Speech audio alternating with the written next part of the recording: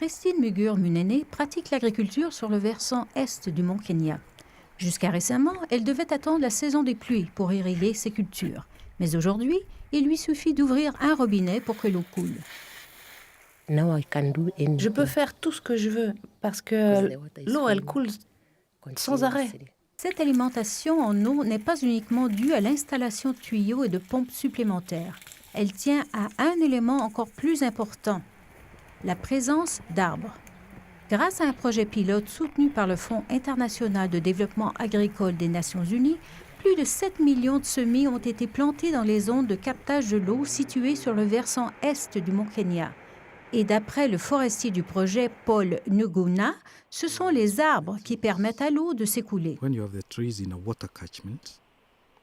Dans un bassin versant, les arbres maintiennent dans le sol les eaux de pluie, qui s'écoulent ensuite lentement vers le bassin fluvial et alimentent les cours d'eau.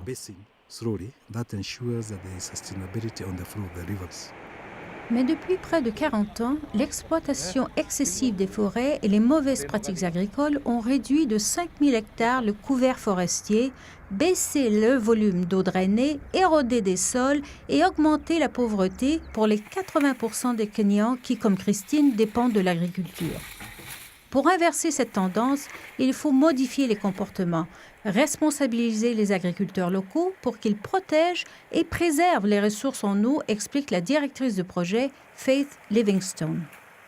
Ils sont propriétaires des terres. Ils détiennent le titre de propriété et peuvent exploiter la terre comme ils l'entendent. Il était important d'associer les agriculteurs aux initiatives visant à préserver l'environnement, les ressources en eau, car ce sont eux les usagers.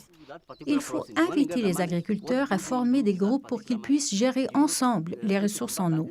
Christine est membre de l'Association des usagers des eaux de la rivière Kitino. Son groupe enseigne à d'autres agriculteurs locaux les bonnes pratiques agricoles environnementales et les encourage à planter des essences d'arbres endémiques le long des berges. Le groupe a également embauché des agents locaux qui contrôlent 2 fois par jour le niveau de l'eau des rivières de la région. On a constaté une amélioration de la couverture végétale. Les agriculteurs ont modifié leur façon de cultiver, les niveaux de pollution dans la rivière ont baissé et le débit de la rivière s'est accru. Cette source qui servait près de 500 agriculteurs, aujourd'hui en sert plus de 3000, dont Christine. Cet approvisionnement en eau stable lui permet de produire davantage de cultures rentables, comme ces petits pois destinés à l'exportation vers l'Allemagne.